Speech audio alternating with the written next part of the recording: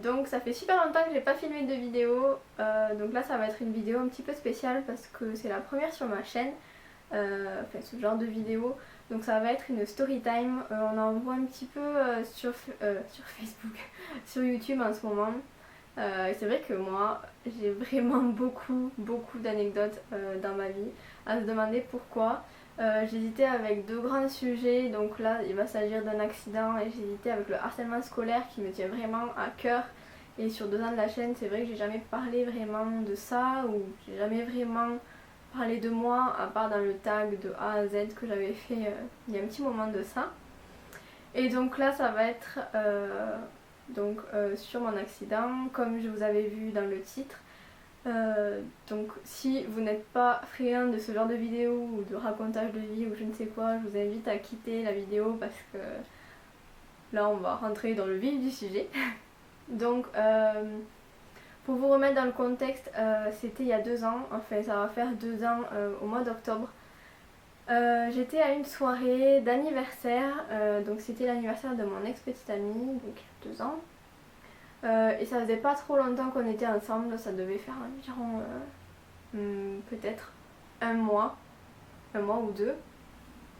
Et donc il m'avait invité à son anniversaire dans son village. C'est un village un petit peu, si vous voulez, en pente, avec beaucoup de falaises, de rochers. Les maisons sont superposées. Donc son anniversaire, je voulais vraiment y aller, mais si vous voulez, je connaissais personne, je connaissais vraiment pas ses amis, et j'avais quand même cette appréhension, vous savez, d'aller dans une fête et où on connaît personne. Du coup j'avais pris une copine avec moi.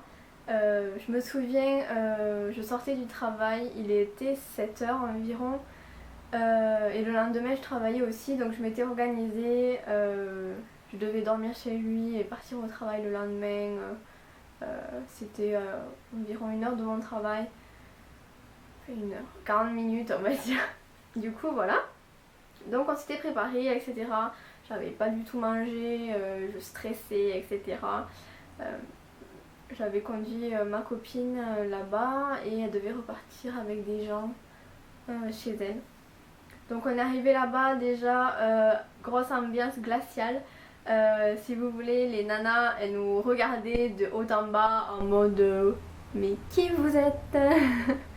Du coup c'est ces moments là où on se sent vraiment super mal à l'aise.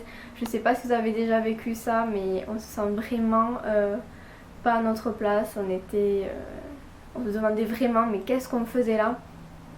Et du coup on a essayé tant bien que mal à s'intégrer. Il y avait plein de petits groupes, si vous voulez. Il y avait la maison donc de mon ex-copain et une petite maisonnette après avec un terrain, et la fête se faisait entre les 2 endroits.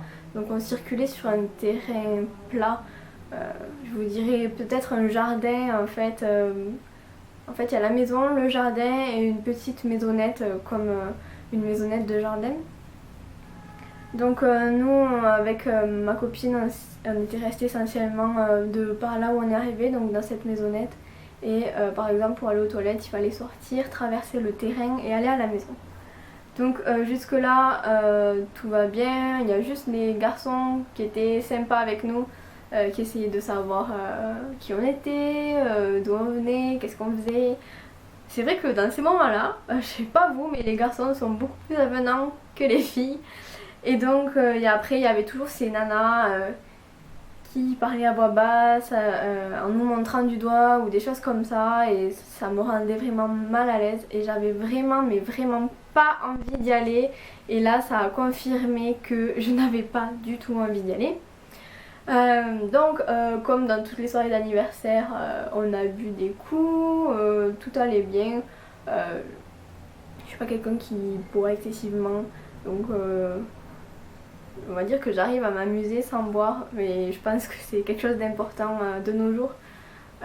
Donc voilà, qu'est-ce qu'on a fait, on dansait même pas, vous savez, c'était pas du tout mon style d'amis parce qu'au final c'est des gens qui fument, bien sûr pas de cigarettes, Donc c'était vraiment une ambiance un peu pesante pour moi. Donc à ce moment-là, j'ai décidé d'aller prendre l'air. Et je me suis aventurée dans l'endroit du jardin où c'était un peu plus sombre. Je me sentais triste et délaissée par mon ancien petit ami qui était, bon, dans ce cas-là je le comprends, obligé d'être avec tous les invités, mais moi j'étais vraiment à part. Après ma copine a dû partir, donc là j'étais vraiment toute seule et je me sentais vraiment seule. Il était quasiment jamais avec moi. Du coup je suis sortie prendre l'air et dans ce jardin il n'y avait pas de rambarde et j'avais rien vu et j'étais en ballerine et en robe, donc tenue de circonstance, et j'ai glissé. Donc là j'ai glissé d'une falaise d'environ sur 8 mètres. Je suis tombée.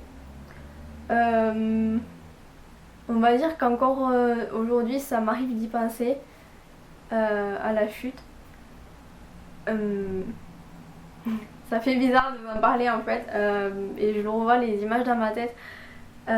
Donc en fait j'ai glissé. D'ailleurs j'ai perdu une chaussure en haut en glissant, peut-être de la chance. Et dans mon malheur, j'ai eu de la chance parce que du coup j'ai roulé.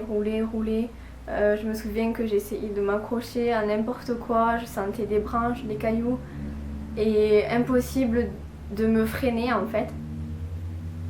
Et quand je me suis arrivée sur le sol, j'ai crié et j'ai senti une grande douleur dans ma jambe et je me suis évanouie parce qu'en fait du coup, résultat, j'ai eu une fracture du fémur et une fracture de la mâchoire. Donc si vous me suivez sur Instagram ou sur les réseaux sociaux, vous savez ce qui m'est arrivé du coup. J'avais pas pu filmer pendant cette période là parce que si vous voulez je m'étais fracturée donc ici et fendue en deux ici, mais des deux côtés c'était brisé en 1000 morceaux, donc on ne pouvait rien faire à part attendre. Là je me mélange un peu les pinceaux. Du coup à partir de ce moment là peut-être je sais pas combien de temps est passé entre ma chute et jusqu'à ce qu'on me retrouve, mais donc comme je disais, par chance au bout d'un moment on m'a cherché, je pense, c'est sûr, et j'avais laissé une chaussure en haut, et c'est comme ça que du coup les gens de la fête me cherchaient, ont vu la chaussure et se sont penchés et en fait m'ont vu. Donc à ce moment là sur les notes des pompiers que j'ai pu lire après, il a fallu 40 minutes pour me réanimer. Et donc à partir de là, on m'a transportée à l'hôpital. À l'hôpital de ma ville, donc la ville la plus proche, on m'a recousu au menton parce que je m'étais ouverte au menton. Donc je tiens à préciser que je suis vraiment très douillette, que je déteste les aiguilles, je déteste le sang, quand on me pince j'ai mal, je suis vraiment très chochotte. Et là je sais pas du tout comment j'ai fait pour endurer tout ça. Donc on m'a recousu comme ça le menton. Après, bon c'est un peu gore hein, ce que je vais vous dire. Après du coup j'ai attendu, on pouvait pas m'endormir puisqu'on ne pouvait pas m'intuber, vous savez, à cause de ma mâchoire. Du coup on m'a fait une péridurale. Alors je n'ai jamais eu d'enfant et je ne savais pas ce que c'était, mais du coup voilà. Et je sais pas si c'est parce que j'étais shootée ou quoi, à cause des médicaments, mais j'ai rien senti. Voilà, donc on m'a fait une péridurale. Et du coup avec la péridurale on m'a opéré le fémur. Donc au jour d'aujourd'hui j'ai une barre en fer qui traverse tout le fémur avec une vis qu'on pourra m'enlever dans l'année qui suit là maintenant. Donc j'appréhende un peu parce qu'il faudra que je recommence les kinés et tout, donc voilà. Enfin bref. Et après donc cette opération, on m'a héliportée, donc premier baptême de l'air en hélicoptère, jusqu'à Toulouse pour pouvoir m'opérer la mâchoire. Donc au jour d'aujourd'hui j'ai une plaque en fer juste en dessous le menton avec une vis pour la mâchoire. Ça on me l'enlèvera jamais mais ça me gêne pas. Et après du coup là on pouvait rien faire parce que les vis étaient beaucoup plus grandes que les morceaux d'os qui se sont cassés. Donc là-bas j'étais complètement au bout du bout. Je me disais comment je vais faire. Enfin, ça m'a fait du coup 2 opérations d'affilée. Je saignais beaucoup d'une oreille, mais ça on s'en est pas inquiété en fait. Et si vous voulez, du coup je ne pouvais pas parler et surtout le plus embêtant c'était que je ne pouvais pas manger. Donc pendant 6 longs mois j'ai mangé liquide et broyé. Donc au début c'était des soupes. Après j'ai pu manger de la purée, des choses un petit peu plus dures on va dire, de la purée. Mon père me faisait des quiches mixées. Après j'ai essayé la viande mixée mais encore ça passait pas vraiment parce qu'en fait tout ce que je pouvais faire c'était déglutir. Je pouvais pas mâcher. Et encore aujourd'hui il y a des aliments que je peux pas manger comme le pain, la saucisse sèche, les trucs vraiment durs, le nougat dur, enfin des choses comme ça. Et donc pendant 6 mois je mangeais que ça. Donc là c'est là que je me suis aperçue que manger c'était vraiment le plus important dans la vie. C'est pour ça, si juste petite parenthèse, si vous faites des régimes ou que vous sentez mal dans votre peau, je peux vous dire que quand on vous prive de manger pendant 6 mois, que ce soit de la viande, du poisson, des frites, c'est vraiment affreux, vraiment affreux. Donc s'il vous plaît, faites-vous plaisir, mangez tout ce que vous voulez parce que la vie elle est vraiment trop courte. Et donc à partir de ce moment-là, je suis restée sur Toulouse peut-être 3 ou 4 jours et après on m'a à nouveau rabattue dans l'hôpital de ma ville pour être plus près. Et à cet hôpital j'y suis restée 2 semaines je crois, 1 ou 2 semaines. Donc c'était... je m'étais pas vue. Enfin ma tête et tout, je m'étais pas vue, je voulais pas me voir. Je savais pas à quoi je ressemblais. Je n'avais pas d'hématome au visage, je sais pas par quel miracle ou comment, pourquoi. Donc voilà. Après du coup s'ensuit de la rééducation, des piqûres dans le ventre tous les jours, des cachets, c'était long.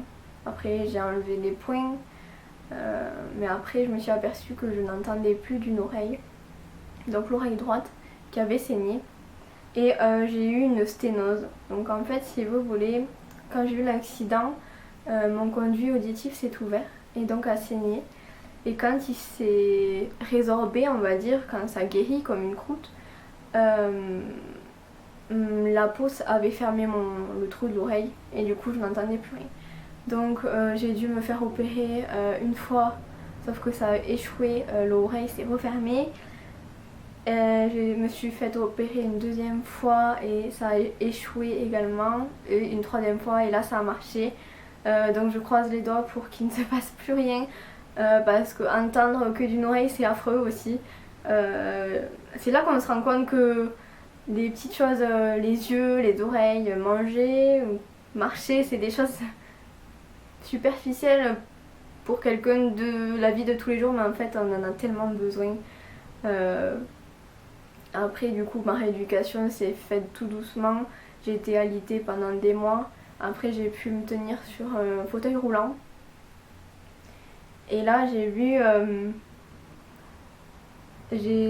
la pitié des gens, le regard des gens quand tu es en fauteuil.